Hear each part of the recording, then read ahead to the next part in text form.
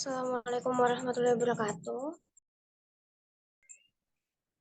Kami dari kelompok 7 ingin mempresentasikan hasil diskusi dari kelompok kami mengenai karya tulis dan karya tulis ilmiah dalam tugas mata kuliah Bahasa Indonesia. Sebelumnya, kami ingin memperkenalkan anggota kelompok kami terlebih dahulu. Yang pertama, saya sendiri, Diska Brilian Kartikasari. Lalu ada Nadia Syifa Salsabila, ada Halimatus Sadiah, dan Nurfifi Saudah. Next.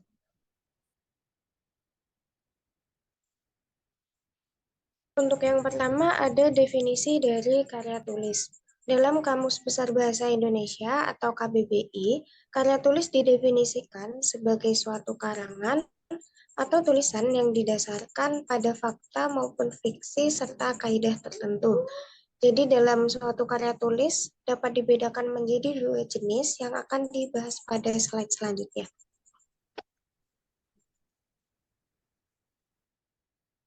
Jenis karya tulis ada dua, yaitu karya tulis ilmiah dan karya tulis non-ilmiah. Karya tulis ilmiah sendiri ada tiga, yaitu karya tulis ilmiah merupakan karya tulis yang disusun setelah melakukan penelitian secara sesuai dengan metode ilmiah dan memiliki format yang baku. Disajikan untuk beberapa kelompok tertentu, tidak untuk masyarakat umum.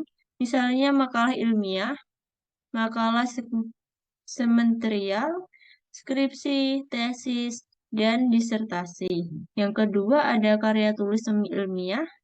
Karya tulis semi ilmiah yang disusun secara ilmiah, namun tidak seperti karya tulis ilmiah yang menggunakan format baku. Karya tulis semi ilmiah tidak menggunakan format baku dan dapat dibaca oleh kalangan masyarakat tertentu saja. Misalnya makalah seminar atau lokakarya dan artikel di jurnal. Yang ketiga ada karya tulis ilmiah populer. Karya tulis ilmiah populer merupakan karya tulis yang disusun dengan menggunakan metode ilmiah, tidak menggunakan format baku, dan juga dapat dibaca oleh masyarakat umum.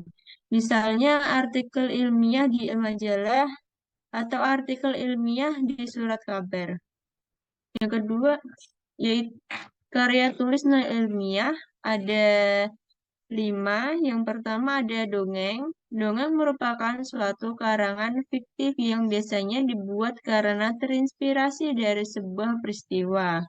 Dongeng biasanya disusun dan diceritakan secara terus-menerus dan turun-temurun dan tidak memiliki nama pengarang. Contohnya dongeng Asal-usul Danau Toba, Legenda Roro Jonggrang, dan yang lainnya. Yang kedua, cerpen. Cerpen atau cerita pendek merupakan suatu karangan fiktif yang di dalamnya memuat kisah kehidupan yang diceritakan secara singkat dan ringkas, dan hanya terfokus pada satu tokoh saja. Contohnya, Kemarau, karya Andre Hirata. Bersiap kecewa, bersedih tanpa kata-kata, karya Putu Wijaya, dan ada Kado Istimewa karya Jujur Prananto. Yang ketiga ada novel. Novel merupakan karangan prosa yang lebih panjang dari cerita pendek dan menceritakan kehidupan seseorang dengan lebih mendalam dengan menggunakan bahasa sehari-hari serta membahas aspek kehidupan manusia. Contohnya Ayahnya Cinta karya Habibur Rahman El-Shirazi, ada Dilan karya Pidi Baik, dan Cantik Itu Luka karya Eka Karniawan. Yang keempat ada drama. Drama merupakan suatu karangan yang menggambarkan kehidupan dan watak manusia dalam bertingkah laku. Yang karangan ini dapat dipentaskan. Contohnya judul naskah drama thriller yaitu Undangan Kematian, Kukembalikan Jasadmu, Portal Dunia Lain, dan cermin pengubah wujud. Yang kelima ada roman. Roman merupakan suatu karangan prosa atau gancaran yang di dalamnya melukiskan perbuatan pelakunya menurut watak dan isi jiwa masing-masing. Contohnya roman ateis karya Achida, Achidiat Karta Miharja dan roman Katak Hendak Jadi Lembu karya Nur Sultan Iskandar.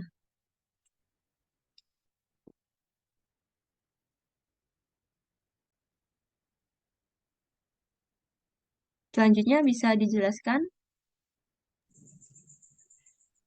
Baik, untuk selanjutnya ada perbedaan antara karya tulis non-ilmiah dengan karya tulis ilmiah. Untuk perbedaan yang pertama, itu bisa dilihat pada definisinya yang terlihat berbeda, di mana karya tulis ilmiah merupakan suatu hasil penelitian yang memiliki sifat objektif. Sifat objektif di sini berarti memiliki pandangan berdasarkan fakta dan tidak berdasarkan dari sudut pandang pribadi. Karya tulis ilmiah sendiri juga merupakan karya ilmu pengetahuan di mana dapat dibuktikan secara fakta dan kebenarannya, lalu ditulis menurut metodologi penulisan yang baik dan benar dengan menggunakan berbagai ragam bahasa ilmiah.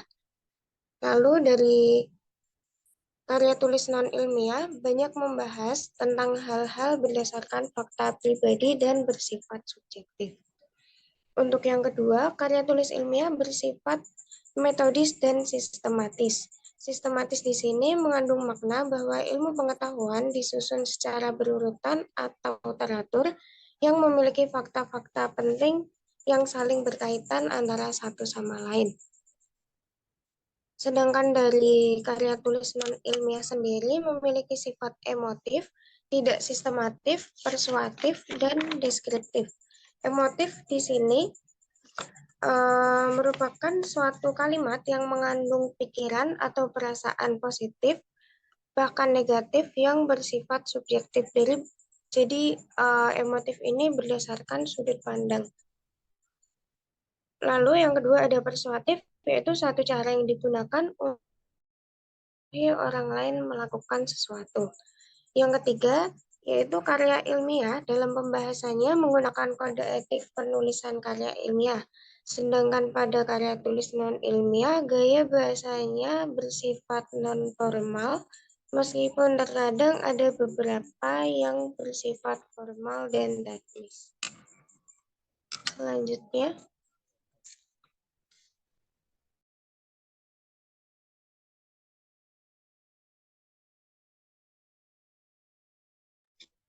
Oke, baik. Di sini saya akan menjelaskan tentang definisi dari karya tulis ilmiah.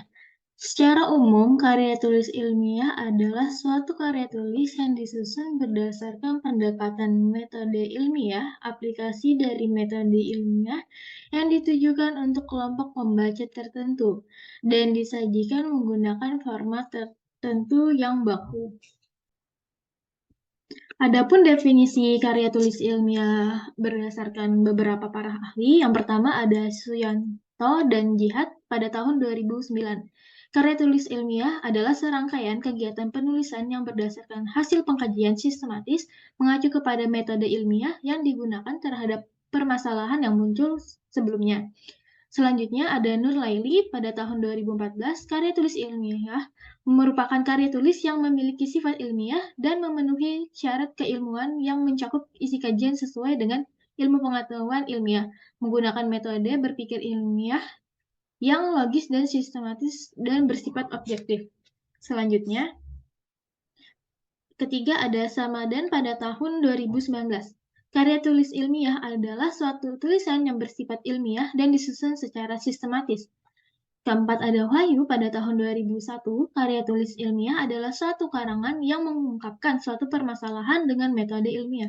Selanjutnya, Siti Kholipah pada tahun 2018 menyatakan bahwa karya tulis ilmiah adalah hasil karya dalam bentuk tulisan berdasarkan kepada pengamatan suatu masalah dan disusun dengan mengacu kepada metode penulisan yang baik dan benar serta dapat dipertanggungjawabkan kebenarannya. Next.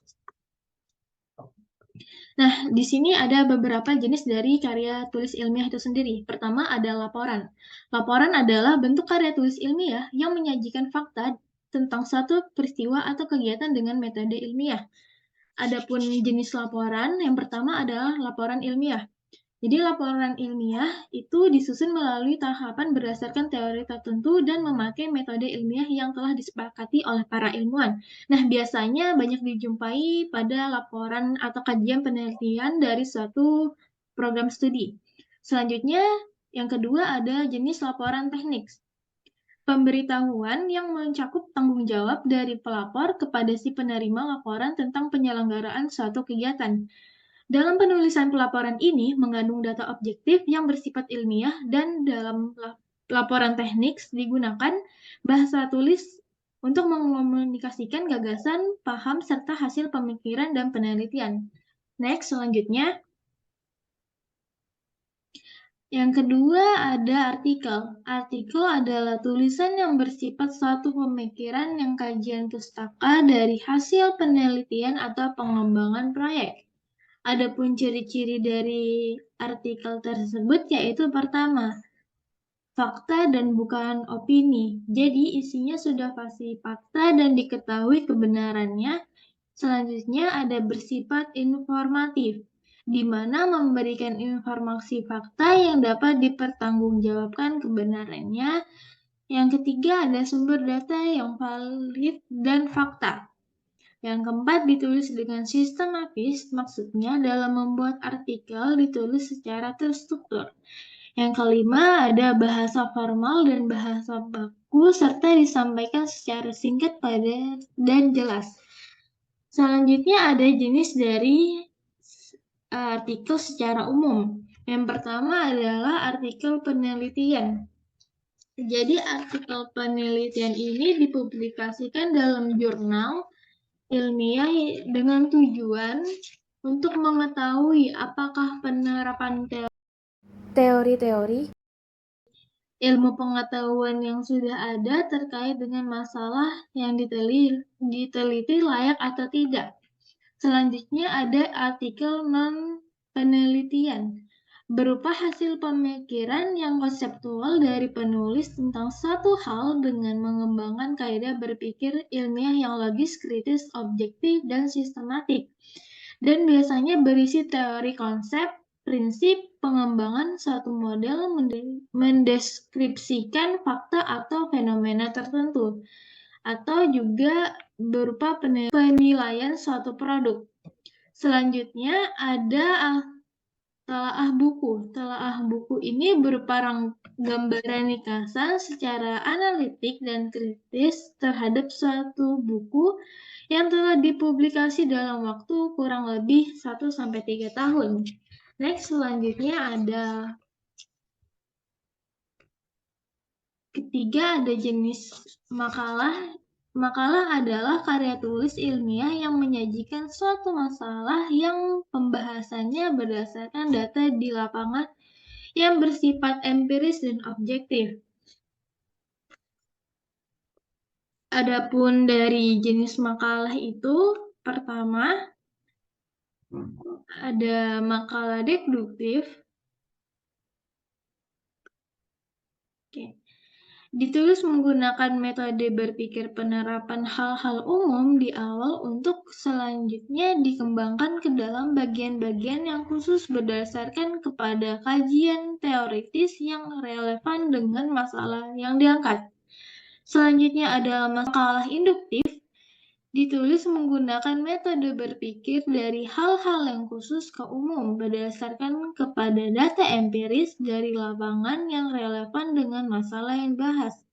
Yang terakhir adalah jenis makalah campuran, ditulis menggunakan kajian teoritis serta data empiris dari lapangan yang semuanya relevan dengan masalah yang diangkat.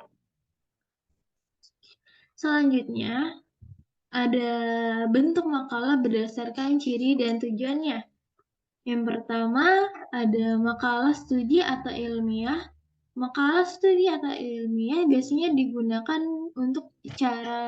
untuk karya tulis hasil studi ilmiah yang memuat permasalahan dan pembahasannya. Yang kedua ada makalah kerja atau kertas kerja, biasanya disampaikan dalam seminar makalah kerja atau diskusi ilmiah tentang suatu hasil penelitian yang mengangkat suatu masalah dan menuliskan asumsi serta hipotesis untuk menjawab masalah. Selanjutnya ada makalah kajian, makalah yang mengkaji suatu permasalahan yang sedang kontroversial dengan memberikan saran pemecahan masalah tanpa dibacakan di dalam satu seminar atau diskusi ilmiah. Selanjutnya, next, ada buku pelajaran atau diktat. Buku pelajaran merupakan karya tulis ilmiah di bidang pendidikan yang disusun dengan kajian teori dengan nilai kebenarannya. Biasanya seperti buku mata pelajaran IPA, Bahasa Indonesia, dan lain-lain. Selanjutnya, yang terakhir ada jenis skripsi. Skripsi adalah karya tulis ilmiah yang dibuat oleh mahasiswa untuk menyelesaikan jenjang studi S1 atau sarjana. Skripsi berisi pembahasan suatu permasalahan atau fenomena dalam bidang tertentu secara sistematis dan sesuai kaidah yang berlaku. Biasanya skripsi ditulis berdasarkan kepada berbagai teknik pengumpulan data seperti studi literatur atau kajian pustaka, wawancara, observasi langsung, dokumentasi, dan sebagainya. Yang selanjutnya ada struktur karya tulis ilmiah. Struktur karya tulis ilmiah yang pertama ada bagian pendahuluan. Bagian pendahuluan biasanya menyajikan latar belakang masalah penulisan atau penelitian, diikuti oleh identifikasi masalah dan perumusan masalah, dan diakhiri dengan tujuan serta manfaat dari penulisan atau penelitian yang dilakukan. Bagian pendahuluan merupakan bagian yang menjadi titik masuk bagi pembaca sehingga harus disajikan secara baik untuk memikat pembaca dalam memahami kedudukan argumen yang diusung dalam karya tulis tersebut. Yang kedua ada bagian isi.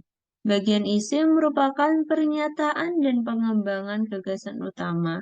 Bagian ini merupakan bagian yang sesungguhnya karena selain berisi uraian pengembangan gagasan utama, juga berisi pemecahan masalah yang diungkapkan pada bagian pendahuluan.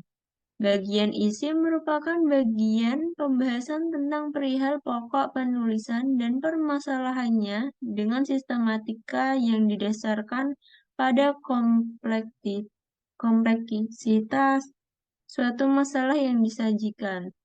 Bagian isi biasanya lebih banyak daripada bagian lainnya, karena membahas permasalahan yang dihubungkan dengan fakta, teori, dan pembahasan sebagai konfirmasi yang dilakukan oleh penulis. Yang ketiga ada bagian penutup. Bagian akhir atau penutup merupakan bagian kesimpulan yang harus memuat gagasan utama yang dituangkan pada isi karya ilmiah. Bagian penutup sering disebut sebagai bagian dari kesimpulan, sehingga pada bagian isi ini tertuang simpulan argumen yang disajikan penulis karya ilmiah. Bagian kesimpulan dapat pula berupa ringkasan dari penyelesaian yang diuraikan pada bagian isi. Bagian kesimpulan ini merupakan jawaban atas masalah yang disertai saran atau rekomendasi dari hasil pembahasannya. Yang selanjutnya ada kaidah kebahasaan. Kaidah kebahasaan dalam karya tulis ilmiah yaitu penulis ilmiah harus menggunakan bahasa yang baik dan benar. Langkah pertama dalam menulis karya tulis ilmiah yang baik adalah mempergunakan tata bahasa yang benar. Demikian juga penggunaan kata harus dilakukan secara tepat. Artinya kita harus memilih kata-kata yang sesuai dengan pesan apa yang disampaikan. Yang pertama harus jelas. Jelas berarti bahasa yang digunakan memperlihatkan secara jelas unsur-unsur kalimat seperti subjek, predikat, objek, dan keterangan. Di dalam setiap kalimat terlihat bagian mana yang merupakan subjek, bagian mana yang merupakan predikat, dan bagian mana yang merupakan objek di dalam unsur transitif, serta bagian mana yang merupakan keterangan kalau ada, sehingga setiap kalimat yang terdapat di dalam karya tulis ilmiah itu memenuhi persyaratan kaidah tata bahasa. Dengan demikian, karya tulis ilmiah itu mudah dengan dapat dipahami pembaca. Yang kedua harus lugas. Lugas memiliki bahasa yang digunakan tidak menimbulkan tafsir ganda, bentuk dan pilihan kata, serta susunan kalimat bahasa karya ilmiah hanya memungkinkan satu pilihan tafsiran, yaitu tafsiran yang sesuai dengan maksud penulis. Setiap kata diberi bobot makna yang sewajarnya, sehingga tidak perlu diulang dengan berbagai sinonim atau paralelisme. Pemakaian pleonasme sedapat-dapatnya dihindarkan. Demikian juga pemakaian metafora dihindarkan karena bahasa yang lugas harus langsung menunjukkan persoalannya. Yang ketiga harus komunikatif. Komunikatif berarti apa yang ditangkap pembaca dari wacana yang disajikan sama dengan yang dimaksud penulisnya. Wacana dapat menjadi komunikatif jika disajikan secara logis dan bersistem. Kelogisan itu terlihat pada hubungan antar bagian di dalam kalimat, antar kalimat di dalam alenia, dan antar alenia di dalam sebuah wacana, yaitu memperlihatkan hubungan yang masuk akal, misalnya hubungan sebab akibat, urutan peristiwa, dan pertentangan. Bersistem berarti uraian yang disajikan menunjukkan urutan yang mencerminkan hubungan yang teratur.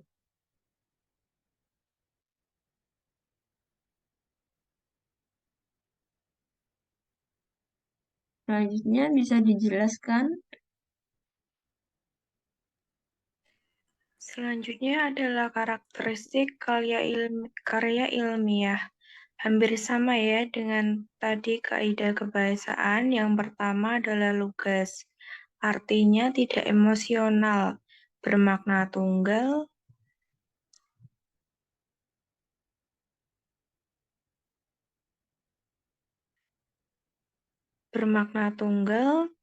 dan tidak menimbulkan interpretasi lain. Yang kedua, logis. Artinya disusun berdasarkan urutan yang konsisten. Yang ketiga, efektif, ringkas dan padat. Yang keempat, efisien. Artinya hanya mempergunakan kata atau kalimat yang penting dan mudah dipahami. Yang kelima, objektif berdasarkan fakta. Artinya setiap informasi dalam kerangka ilmiah selalu apa adanya, sebenarnya dan konkret. Yang keenam, sistematis. Baik penulisan dan pembahasan sesuai dengan prosedur dan sistem yang berlaku. Next.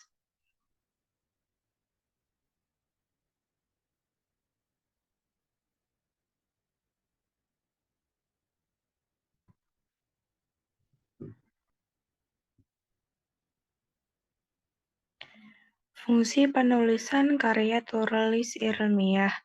Yang pertama, berfungsi sebagai bahan rujukan atau referensi untuk persiapan dalam penulisan karya tulis maupun kegiatan yang bersifat ilmiah. Contohnya seperti penelitian maupun kegiatan seminar. Yang kedua, berfungsi sebagai edukatif, di mana ketika kita data menulis karya ilmiah, maka wawasan yang didapat akan meningkat terhadap berbagai bidang keilmuan. Yang ketiga, berfungsi sebagai fungsi sentral. Artinya, karya ilmiah mampu memperluas wawasan kepada masyarakat, umumnya dalam perkembangan ilmu, sebab dalam karya ilmiah, orang bebas menyampaikan ide atau gagasan pada kalangan tertentu atau masyarakat luas.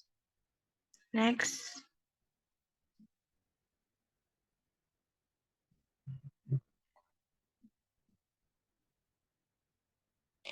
Tahapan umum penulisan karya ilmiah. Yang pertama, tahap persiapan. Meliputi menemukan atau mengajukan masalah yang akan menjadi pembahasan dalam penelitian dengan didukung oleh latar belakang, identifikasi dari masalah, batasan topik, serta rumusan masalah. Yang B, melakukan pengembangan terhadap kerangka pemikiran dalam bentuk kajian teoritis.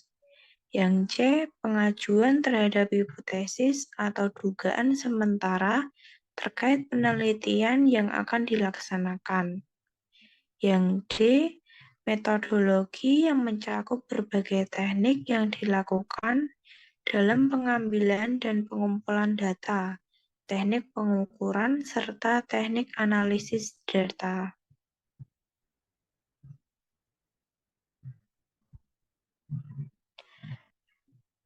Tahap yang kedua, tahap penulisan. Artinya, perwujudan tahap persiapan ini ditambah dengan pembahasan yang akan dilakukan selama dan setelah penulisan itu selesai. Tahap yang ketiga adalah tahap penyuntingan. Tahap penyuntingan ini dilakukan setelah proses penulisan dianggap selesai.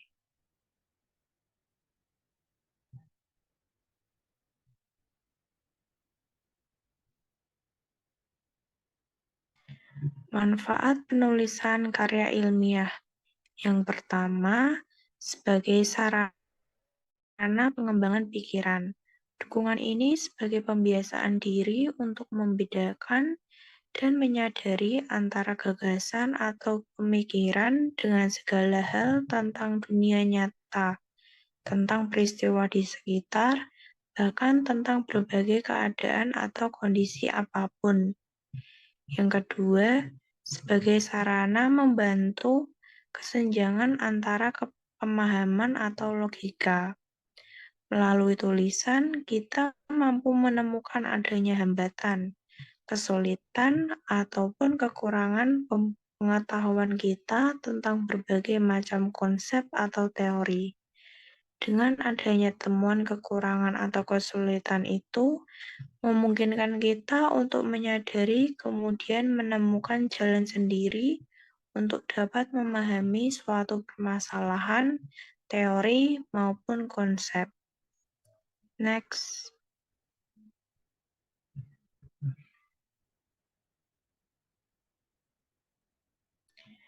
Manfaat yang ketiga, sebagai sarana membantu mengungkap sikap terhadap permasalahan.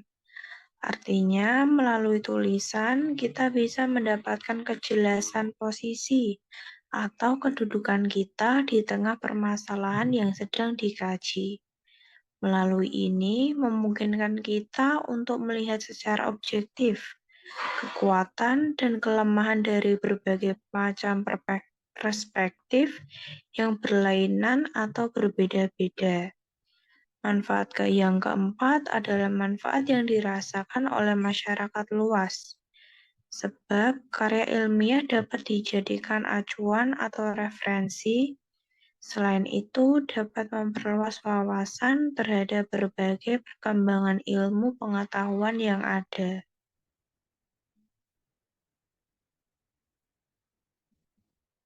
Berikut ada beberapa daftar pustaka yang kita gunakan. Sekian dari kelompok kami, dari pembahasan yang telah dilakukan dapat disimpulkan bahwa karya tulis ilmiah itu dapat dibedakan menjadi dua jenis, yaitu karya tulis ilmiah dan karya tulis non-ilmiah.